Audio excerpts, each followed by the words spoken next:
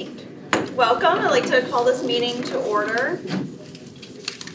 First up, we have a motion to accept or modify the agenda this evening.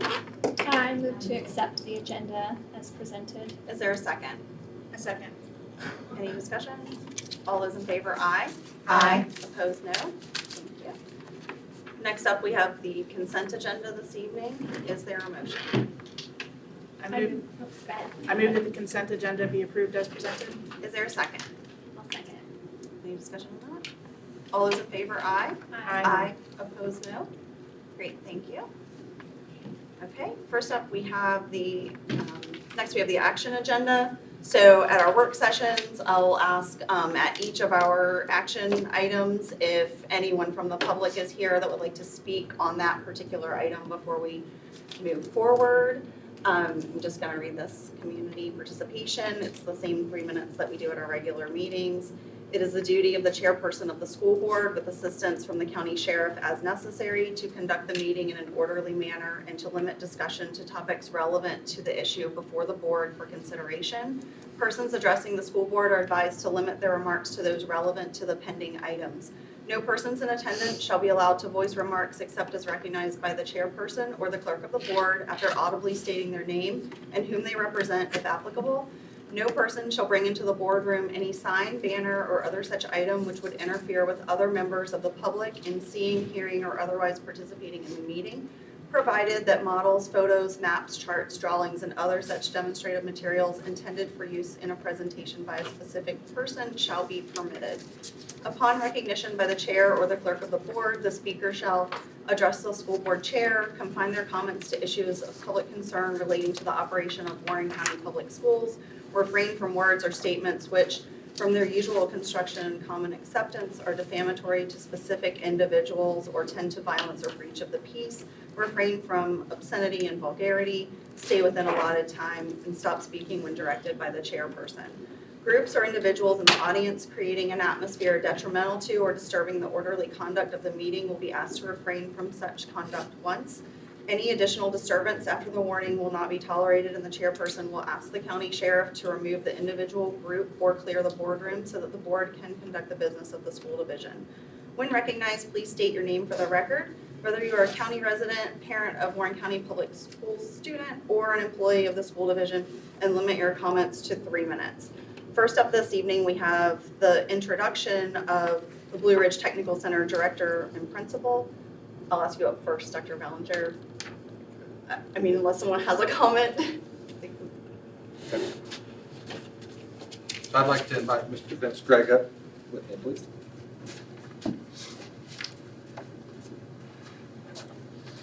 Mr. Gregg has been employed with Warren County Public Schools since 2008, where he was hired as the social studies teacher at Skyline High School. He was then invited to join Skyline's administration team as the dean of students in 2011 and served in the capacity until joining Warren County High School as an assistant principal 2 years ago. Vince's wife, Stephanie, also works for the county as an ESL teacher, serving students at both Leslie Fox Kaiser and E. Wilson Morrison elementary schools. Together they have a 9-year-old daughter, Aubrey, who is in the 3rd grade. Vince has been in both of our high schools, and as you know, Blue Ridge Tech brings both of those high schools together. Mr. Gregg has shown outstanding leadership qualities within our division, and it is my pleasure to introduce him or to request the board to appoint him as the Blue Ridge Tech Director/Principal starting July 1st of 2023. Just also with a caveat, Ms. Baker, her retirement begins July 30th. So there's also that overlap for the month of July where Mr. Gregg coming in and Jane going out will be working together. Also, they've actually been working together a little bit now. So I would ask the board to please accept my recommendation for Mr. Vince Gregg. I'd like to ask for a motion, please. I move that Mr. Vince Gregg be appointed as the Blue Ridge Technical Center Director/Principal starting on July 1st, 2023. Is there a second? Second. Any discussion on that? All those in favor, aye. Aye. Opposed, no. Great. Thank you, Dr. Ballinger. And Welcome, Mr. Gregg. Congratulations. Thank you, Dr. Ballinger. Thank you to the board. Good evening. I'd just like to say that I feel like the luckiest guy in the school system tonight. I've admired the good work done by the staff of the Blue Ridge Tech Center and all of our CTE teachers for the last 15 years. I think we all go into this line of work in order to help kids and help set them on the right path in life, to show them a viable route to honest employment and the happiness that follows hard work and a plan for the future. I don't think there's a group of people who do this better than our career and technical teachers. And I'm humbled and beyond excited to join their team. I truly believe the work they do with the students of Warren County Public Schools saves lives, showing young people a path that they can walk to prosperity and the pride of hard work done well. I am so thankful to be standing here tonight, thankful to the staff at the Blue Ridge Tech Center for this opportunity, as well as Dr. Ballinger in the central office. I'm thankful to the members of the school board and to some wonderful people who I've been blessed to work with and learn from throughout my career. I'm thankful to Ms. Jane Baker for the conversations we've already had and her years of service growing the CTE programs and opportunities available to the students and staff of Warren County Public Schools. And of course, I'd be remiss if I didn't thank my wife, Stephanie, and daughter, Aubrey, who I thought were going to be watching this from home, but surprised me and brought a whole mess of family, which I really appreciate. So again, I'm just super excited, super honored for this opportunity, and I can't wait to work together with you guys. Thank you.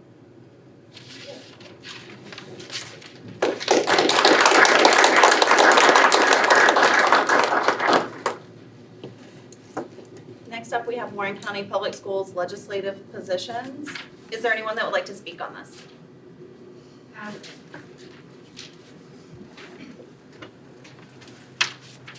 Good evening. Bertha Jenkins, Warren County resident. It's disappointing and concerning to me that the school board is voting to amend and remove the legislative positions the VSBA has adopted.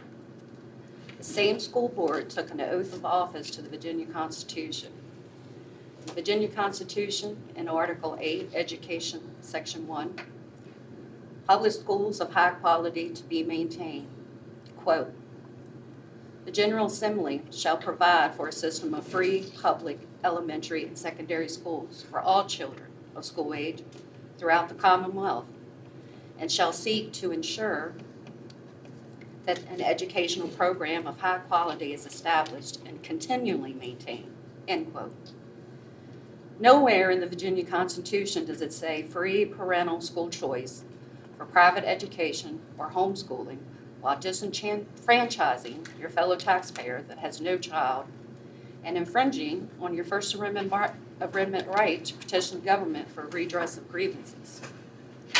I never imagined that I would have to address a public education school board and to remind them of their constitutional duty to the public education system. School choice should never have a seat at the table in public education. School choice is a private education choice by parents, funded by taxpayers, at the expense of the public education system. Parents already have the right to choose what education best suits their child. Disenfranchising the taxpayer with no child is what school choice will do. Those taxpayers will have no say of how their tax dollars are spent for education. I have observed the systematic tearing down of the very threads of this community by trying to dismantle the public education system by our local officials, political candidates, politicians, parents, religious groups, special interest groups, and now our school board. Vote to continue to support VSBA and their legislative positions that was originally presented to this board, not the amended or omitted that is on this action agenda. Remember your oath and be a champion for public education. Thank you. Is there anyone else that would like to speak?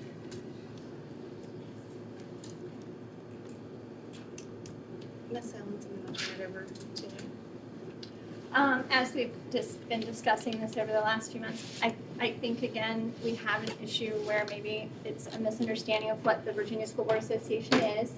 So as a quick reminder, the Virginia School Board Association is a lobbying group. They're funded by tax dollars. This is not Their legislative positions are not legally binding laws. We are not amending laws, changing laws, or doing anything else.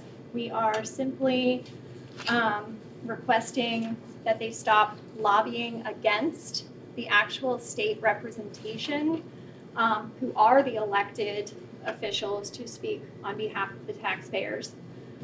So that is simply what this is. And it's with all of these issues that we discussed with changing, specifically the First Amendment right violation that the VSBA has been lobbying on behalf of, which would attempt to remove parental rights to be exempted religiously to homeschool.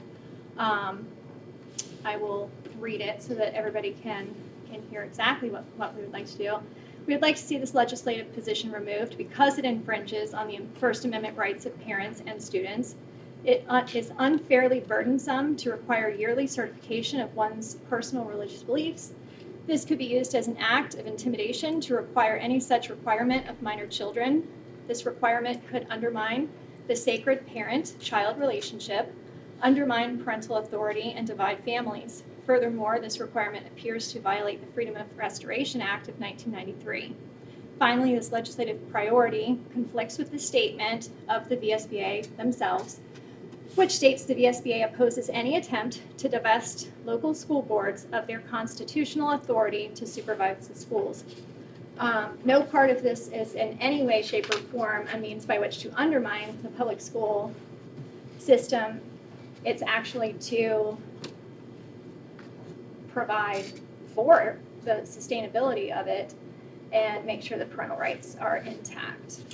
Now, the one section before we do move forward with a vote on this, with the state school health advisory committee section, when I submit these to the VSBA, I have to provide the edit and then the reasoning, the rationale behind it.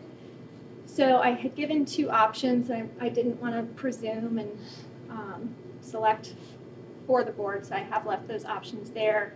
The one is the line through section 3, the feasibility of requiring school divisions to provide any additional proposed healthcare services.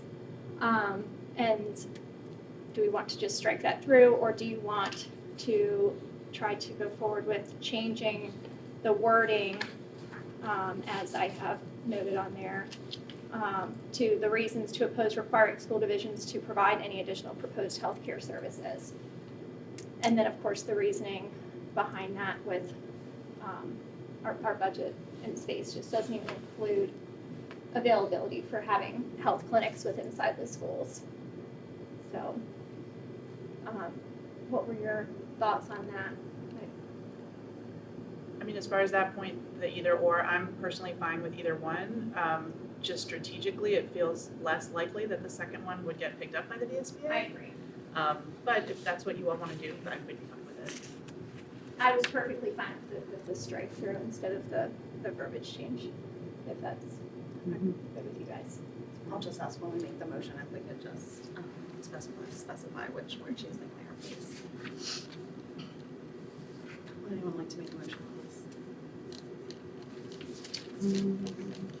Yeah, I'll just comment that, I agree with what Mrs. Salins was saying. I think that with these edits, I don't think that we are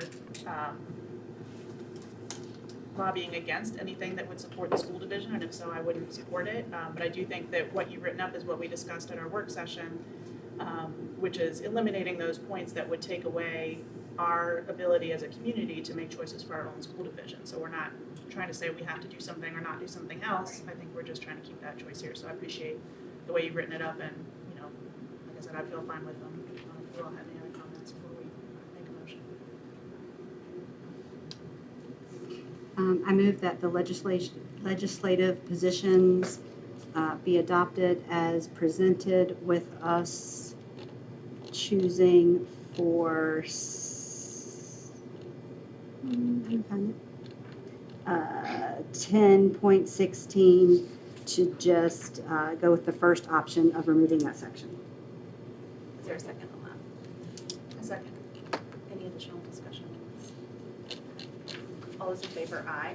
Aye. Opposed, no. Thank you. Next up, we have the approval of the Blue Ridge Tech Center roof replacement A&E. Does anyone have anything to say about that? Okay, Mr. Smith. Thank you, good evening. You should have there in your packets an information sheet in regards to, this is really to create or to complete a clerical process here with our roof.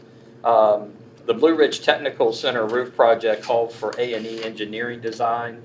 The board has approved the project and awarded the bid. However, there was, the A&E fees did exceed $15,000, so I would request that the board would approve those A&Es fees and the CARE and ESSER grant funds savings that are available to cover this cost. The savings are from the Blue Ridge, when we did the A&E for the Blue Ridge technical bidding and or the HVAC, we did the roof, but we decided to use our funds more toward the LFK project to complete.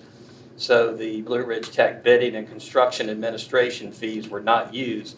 So therefore, we would be able to use part of that savings to pay this in full.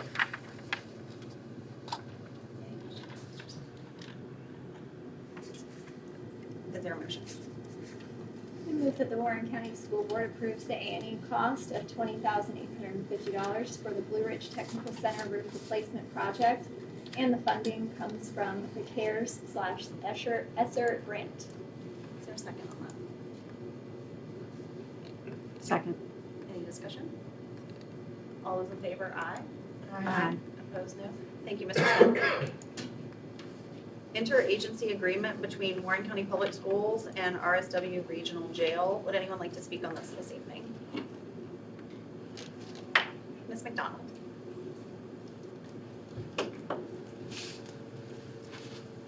Good evening. I have the memorandum of understanding for RSW Regional Jail and Warren County Public Schools. The purpose of this agreement is to establish the guidelines and areas of responsibility between Warren County Public Schools and RSW Regional Jail for the provision of special education and related services to eligible inmates. Currently, we are serving an average of 10 inmates per year at the RSW Regional Jail.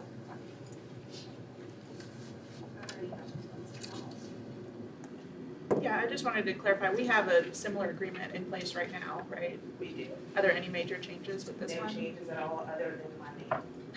Okay.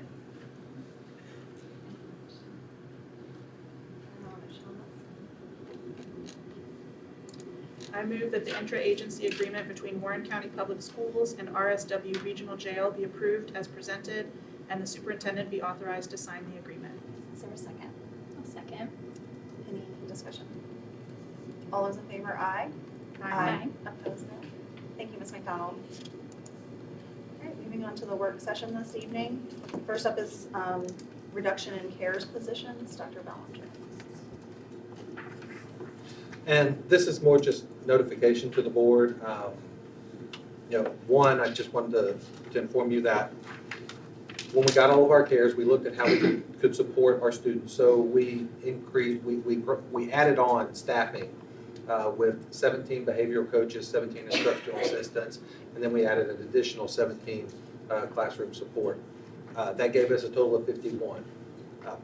Those were started out as only 2-year grants, and by not filling positions and then actually moving some funds around, we're able to squeeze out another year for some of those positions, not all of those positions. And so as part of these being temporary positions, it does state on their contract that they were temporary, that they were only a grant-funded position. And so it's this point in time that we need to reduce 17, and then we can cover the other 34 with our remaining federal dollars. And so when looking at this, and it does not fall under the reduction in force policy because they are temporary employees and they were only identified because of one-time grant fund. So there was nothing beyond us being able to support those besides that grant funding. And so in working with our attorney to see what are the processes, did I need to follow the reduction in force or not? And that's why I included that on there so that you can see what our reduction in force policy looks like. And we still kind of followed that as far as what we utilized was we said, okay, we're going to look at the people that we hired first, and we're going to work our way down. But then also, we're going to throw those in that are going through our Grow Your Own program.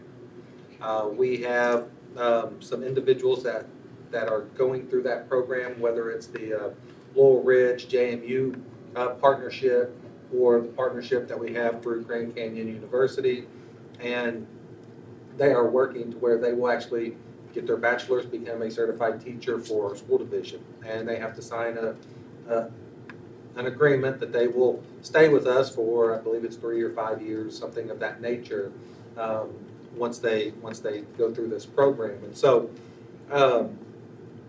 that allowed us to use that as one of our criteria. So we looked at years of service, then we also looked at, are you in that Grow Your Own program? Because they've already, some of them have already been a year within that program. And so that would bump some of those up above other people that maybe started early, but because they're in that program, they would have been bumped up. So what we also did was look at if we had certain times where people were maybe hired on the same date.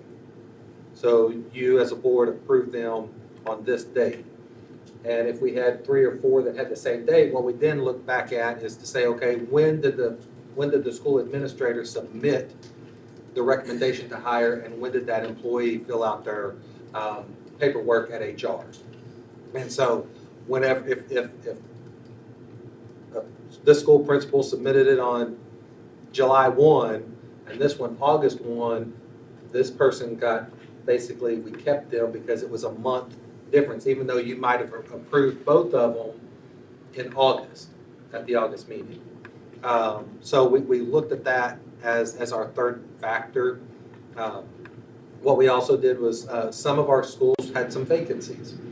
So some of our people have to be transferred to other schools.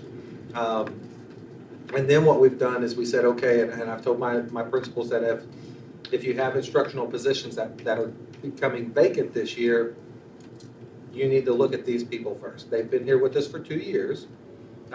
Give them an opportunity to apply and fill a vacant instructional position, or maybe a position that they could work at within our division for us.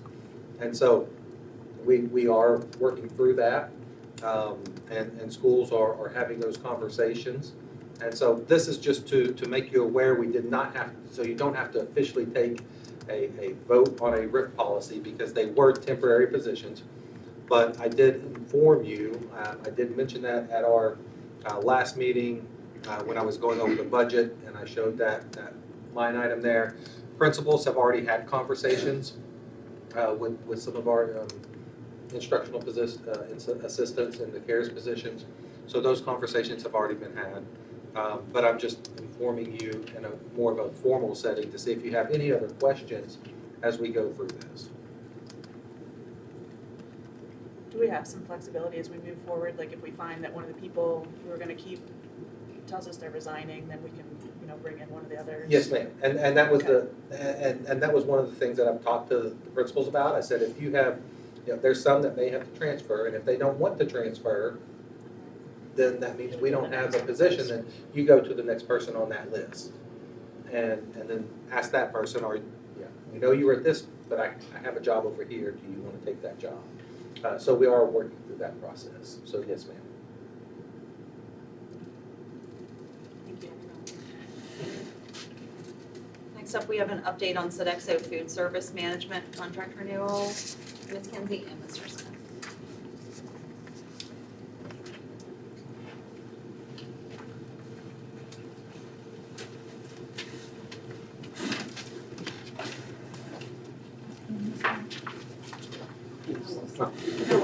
That'd be awesome. Thank you. All right. Good evening once again. It's that time of the year to look at some of our contract renewals for the upcoming school year. And two of the renewals that we'll work with here tonight, the The first one would be our partnership that we have with Sodexo Food Service Management. And Ms. Kinsey has worked very hard this year to be able to provide what, from our board and from our students, staff and so forth, the foods and those type of things in the cafeteria, given opportunities for second chance breakfast, and also as a board, you elected last year to have school-wide CEP, which allowed for all the students to eat for free, and which has been very helpful and those type of things. And Ms. Kinsey is here this evening. She's created a PowerPoint, a program here for you to go over some of our statistics and those type of things, and just touch a little on our renewal that will come at the next meeting. So I'll turn it over to Ms. Holt. So again, I put this little packet together. I have a visual person, so I like to put together things on paper. So your page 2 just shows one of our teams, Warren County High School, some stats with financials. And I know we were worried last year about potentially losing money joining into the CEP program. But this year, there has still been some extra funding we weren't expecting. So that's been helpful for us to be able to maintain a positive balance in the food service fund. So this is all good. We've actually increased our total meal participation by over 190,000 individual meals this year. So that's because we're giving children easy access to food. And that's why I think we've increased so much. And of course, everybody's in school now. There's not the virtual anymore. So that's going really well. We're serving lots of meals. The kids are really happy. It's really it's been a really good experience for our staff, which I actually covered on 2 pages away. So I'll get to that. We're doing Future Chefs. I just emailed you all about that. We did have to extend our recipes collection date. We were only going to do it to the 4th of March, but we tried to do it all electronically this year, and that really didn't work. So we went and sent out paper copies last week, and we're getting some good feedback now. So that's good. We'll next week do the voting for the recipes, who's going to be there. And then we're planning to do it on March 29th unless something comes in the way, which we kind of worked with the time a little bit, so we should be good for that date. So that's coming back. And this little board, it's hard to see, but the girls at AS Rhodes put together that board. I just thought it was really cute. So they really do take pride in what they're doing. I really love that about my staff. They're awesome. They really are. Every single school has a really great staff. And we're fully staffed, and it's really good morale right now. So I think the CEP program has been a huge help for our teams. We really aren't seeing any student meal debt anymore, obviously.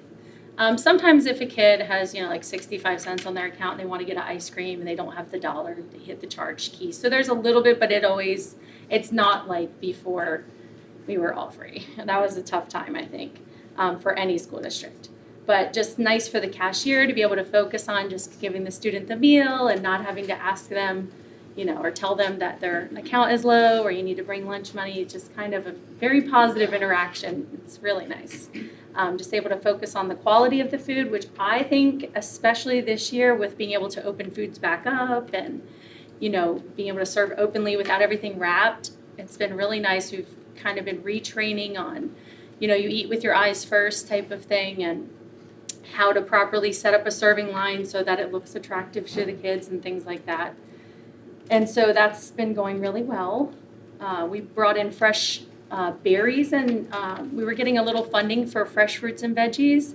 So we brought in an assortment of the fresh berries, and then we always have apples, oranges, and bananas, but we were bringing in kiwis and cantaloupe and different melons, and it was really nice to have that funding. So we really hope that that'll continue, because that was really good.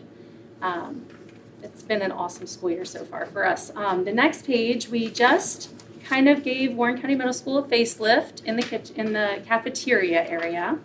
The kitchen was already painted really nicely. So when we opened the gates, you could see all this vibrant color, but when you shut the gates, it was just this white background. So we had it painted. We let Miss Gubler pick the paint color. And then I put the line front up just last week, and this picture's not great here. I have to email you the picture. It looks a lot nicer in person. If you ever want to go by, let me know. It looks really nice, and all 3 lines have a similar look to this. I was really happy to be able to do that project. I love to give something a facelift. I really do. And then, of course, we are up for renewal. This is our 4th renewal. So there is inflation, so there is probably going to be some sort of a CPI increase. My district manager and I are working on that right now with Buck. And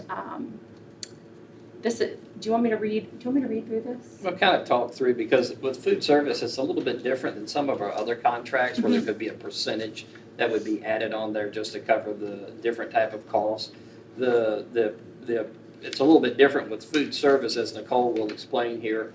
And most of the time, we're able to recoup anything that we spend in an increase by what we get reimbursed. So Right. just kind of want to walk through that process of like how that increase occurs. So the partnership with Sodexo and Warren County Schools is a cents per meal fee. So we charge cents on each meal that is served. So obviously, it's very important for us to serve as many meals as possible because that helps our side. It also helps your side. So if we have equipment that needs to be replaced, we need to have that positive fund balance so that we can replace equipment. And actually, I didn't put this in here, but we're working on putting in another walk-in freezer at Skyline Middle School because their freezer is so tiny and they're serving an enormous amount of meals.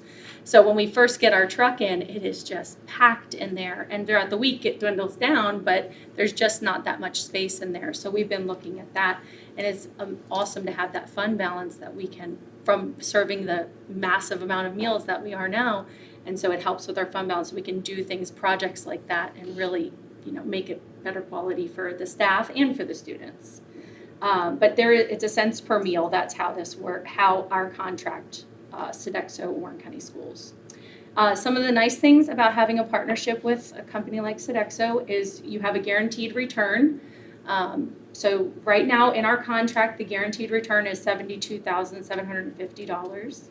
We also accrue for an annual scholarship for $6,000, and that gets split between Warren County High School and Skyline High School, so each school gets $3,000.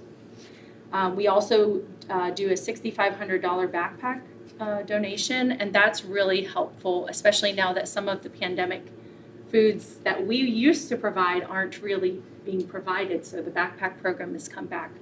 So it's really nice to be able to help that.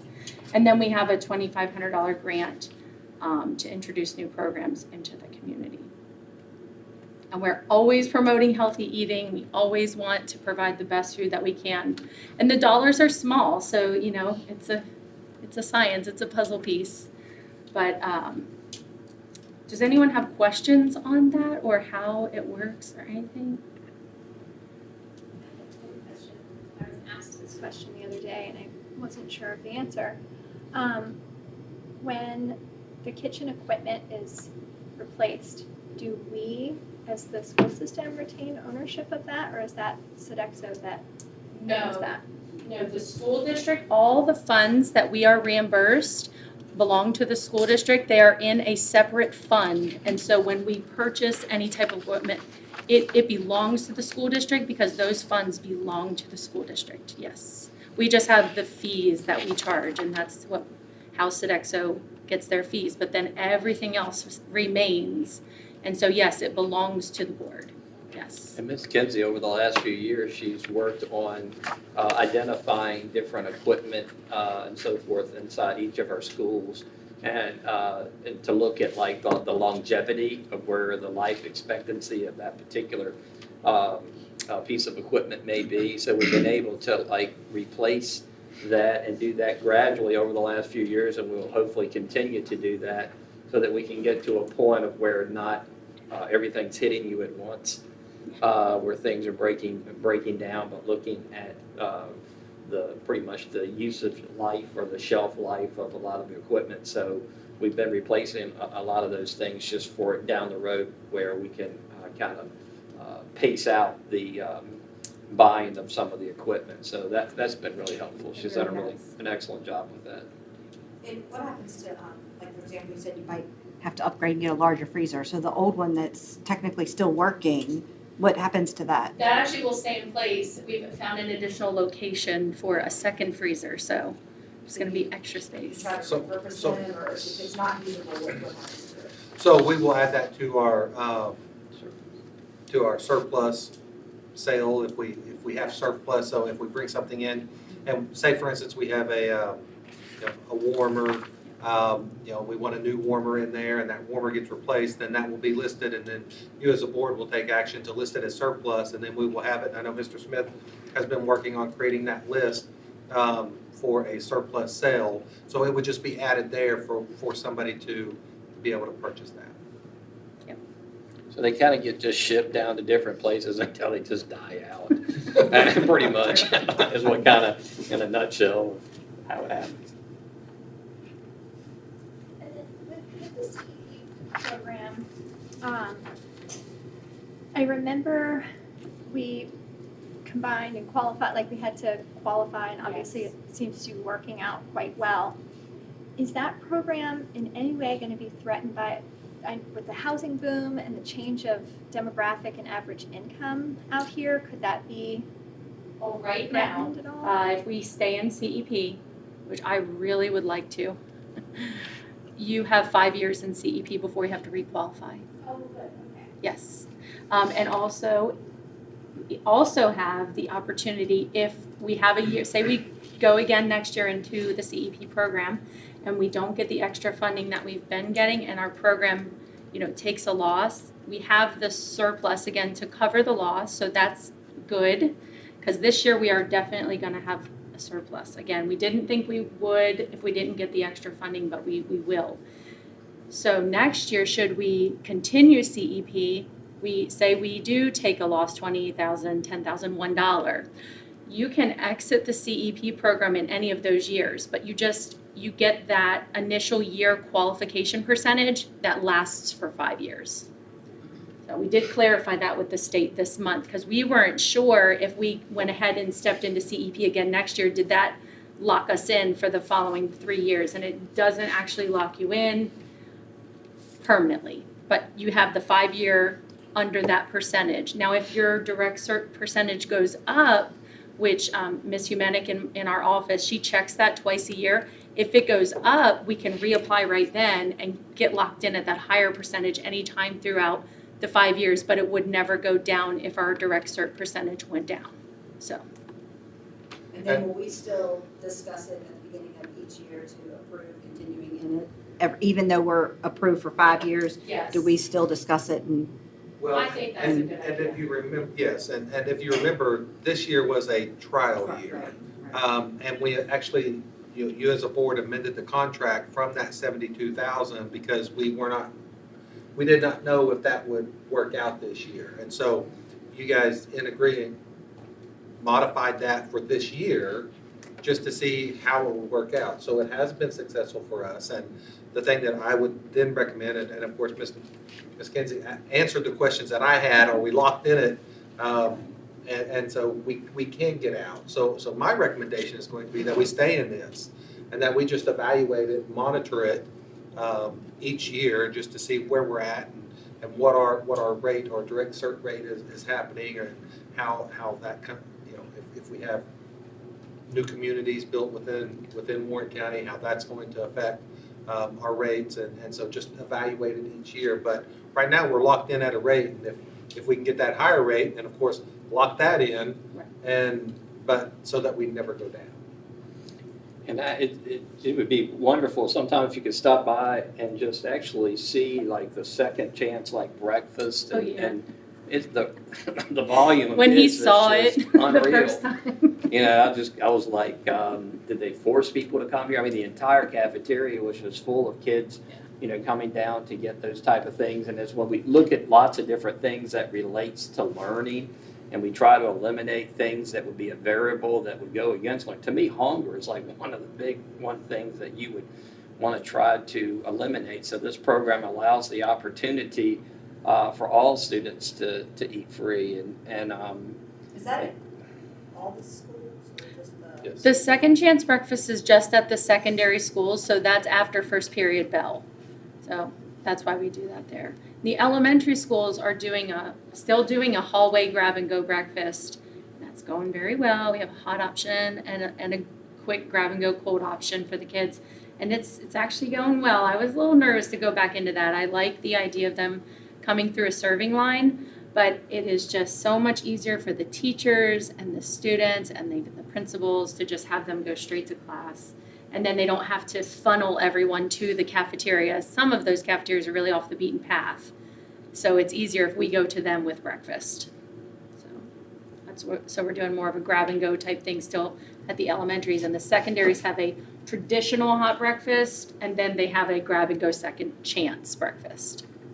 So Are the schools keeping for some of the grab and go that's really still is prepackaged? Do they keep bins for kids that decide, oh, I didn't want that muffin that is completely that's a sealed? good question. We actually did promote to the principals that they could do that. I can't have anything to do with it, so I haven't really checked back up, but I think they are doing it. So yes, we looked into that because anytime a student takes it, it cannot go back in. Right. Right. To them. And so Correct, yeah. what schools have done is they've got baskets and different things. So if there's a lot of oranges and students are eating those breakfasts, and within the classroom, they can put that orange in a Okay. bowl.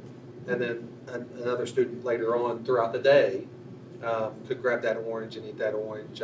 So that, we're not just throwing that away, we're putting it over there. And so it is being consumed at some point. And the other thing, just so that you're aware, is that previously to this year, during pandemic times, we had to package everything as a unit, like a unitized.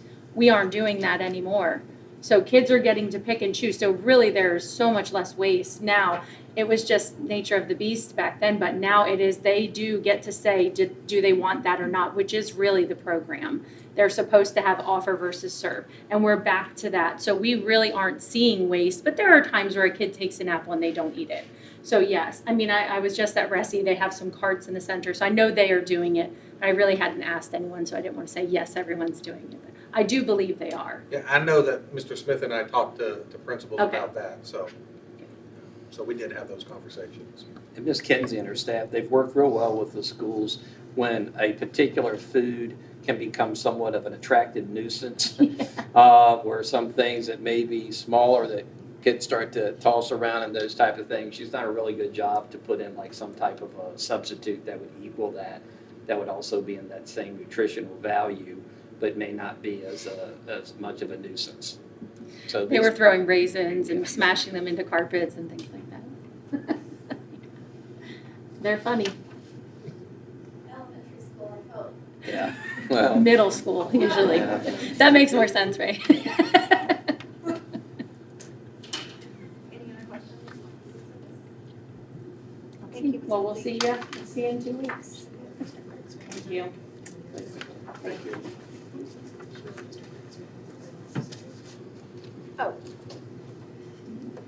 Mr. Greg, I know you brought a whole family with you, but if you guys all don't want to stay this evening, that's okay. I know it's late for the little one in there. Next up, we have the And update. I'm sorry, on- Mr. Gregg, if I did not. Thank you all for coming, though. Next, we have the update on the Sodexo custodial contract renewal, and that's Mr. Smith. Okay, thank you. The Sodexo contracts, they come up annually, the food service we just went over. And just briefly, I'll touch on the custodial. We sign an original contract. We go out for RFP. We sign an original contract, and we ask within that RFP that we are able to do 4 one-year options of 4 one-year extensions or addendums of that contract moving forward before we go out for an RFP again. So this for our contract, this would be our 3rd renewal within that cycle, and that our current our contract for custodial. We have worked with Sodexo, and we're working together on a 2 or 3% increase for for next year to be able to negotiate and work that down. If that, a 2% increase of our current contract would run slightly around $43,000 would be an increase, just part of that wages as well as just supplies. Supplies have become extremely expensive. Over the last few years, prior to myself with Ms. Shepherd and then the last couple summers, we made a focus on summer work. If we do a lot of the cleaning, like real deep type cleaning, and what I mean by that is like on your floors there, that your tile floors, and a lot of our schools, they had been waxed over top of wax. So we kind of know what that sort of looks like. It just kind of, gets itself a little bit darker and those type of things. So in some of those areas. So over the last few summers, we've really worked at our schools to go back down to just the bare tile surface itself to clean off all of that wax in places. And this wasn't done everywhere. It was just in some particular places. And that we were able to take that back down to the actual surface and then apply the coatings over that. And it looks tremendous. And that's so important during the summer work, because if you get all your summer work under control, then really during the year it's kind of like it's just general cleaning. Now sometimes over some of our breaks we'll do some of our special type of projects, whatever that school may need, or maybe a particular hallway or something like that that just needs a little bit more touching up. So that process has been going on for 3 summers, and it concluded this past summer. So throughout the year, they're continuing with their disinfecting, their cleaning, and those type of things. So on this particular contract, it's normally like a percentage. With the food service, as Ms. Kinsey mentioned, it's by each meal that's served. So in essence, you can kind of guesstimate what that increase may be. But the more that we serve, the more reimbursement we get back, and it just kind of washes itself out. This one is a cost over the previous cost, and we're working with Sodexo on a cost of which will cover some of our increases as far as supplies and those type of things, but yet be affordable for our budget. And custodial, there's so many things that we do within our schools, a lot of our auxiliary departments that without them, we really be very difficult to have schools. And so with a lot of foot traffic, I know in my house alone, when I mow my yard and I walk into the house, it seems like I bring all the grass with me.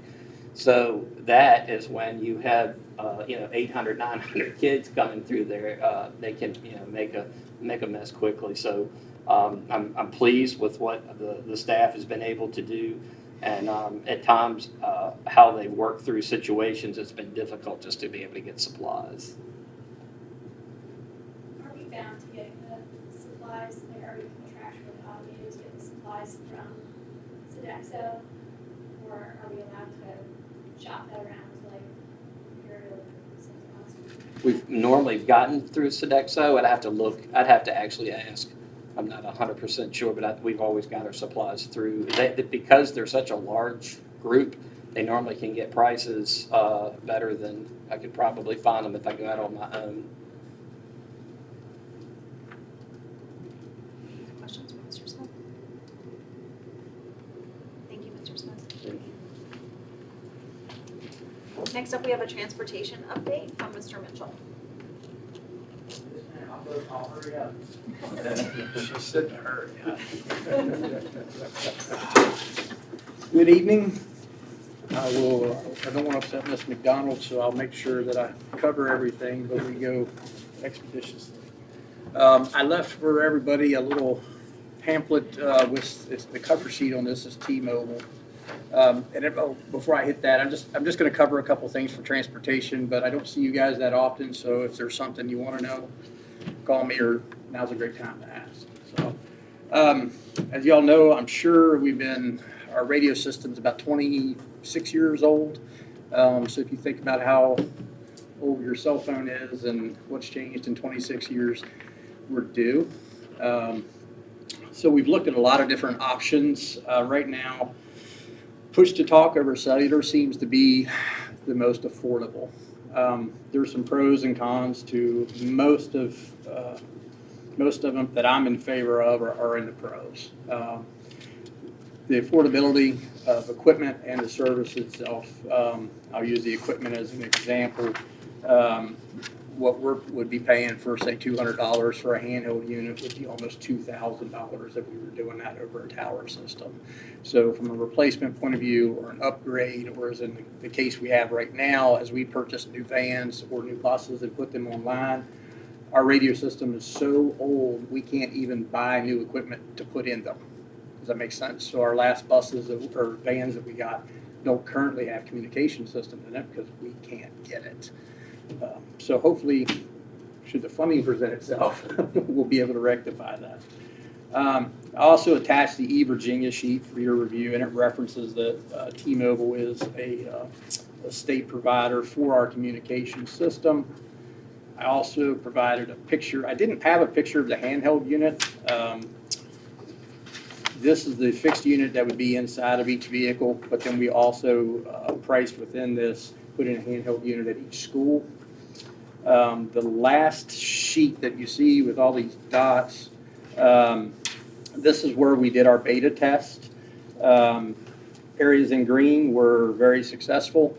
Areas in red were our poor areas, and which we knew they were going to be poor. They already don't work.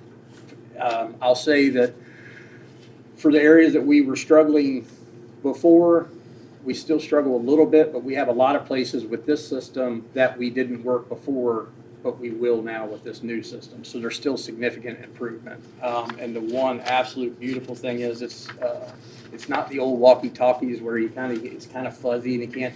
It either works or it doesn't. It sounds as clear as if I'm here talking to you or you have no signal. It's one or the other.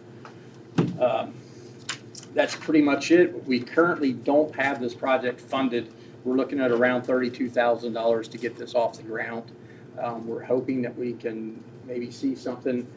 Dr. Bellinger, I know, is good at working magic for us. But I just wanted to get this out in front of you guys for y'all to kind of think about and be aware of that we are working forward towards a solution, and hopefully we can get this back in front of you again as an action agenda item. Any questions about this?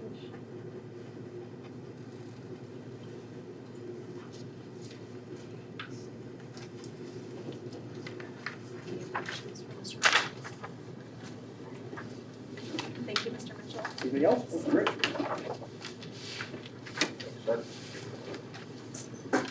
Next up, we have the 2023-24 Special Education Annual Plan. Ms. McDonald.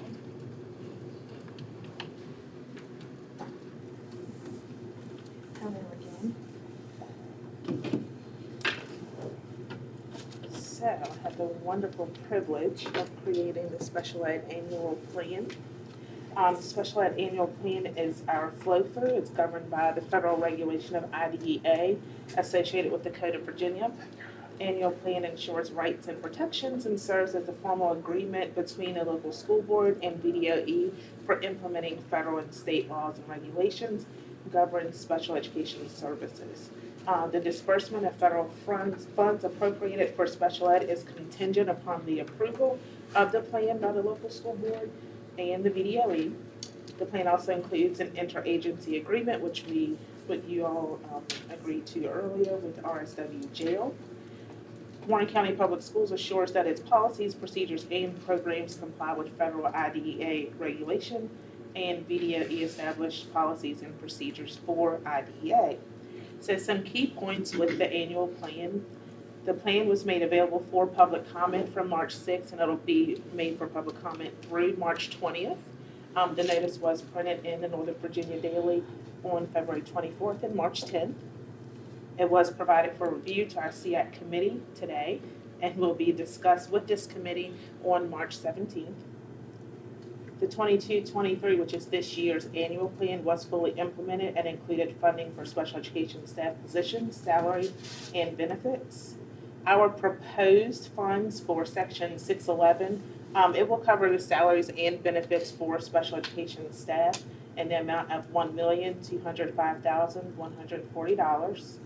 The proportionate set-aside funds to serve students with disabilities, these students who are perennially placed in a private setting by parents. There is currently a total of 38 students, 29 are inactive, which means they are not getting any services from special services, but we do have 9 that are active. And this year, we will be setting aside $71,862. For 611 Part B, our total allocation would be $1,277,002. And our proposed 619 funds, which is our early childhood special education, will include a portion of a teacher's salary in the amount of $33,545. So our total proposed budget is $1,310,547. Any questions?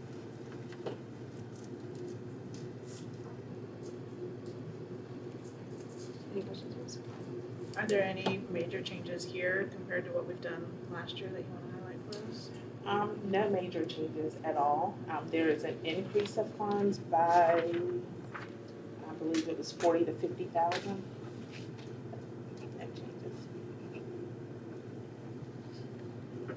Thank you, Ms. McDonald. Thank you. I think that ends our work session for this evening. Can I have a motion to go into closed session?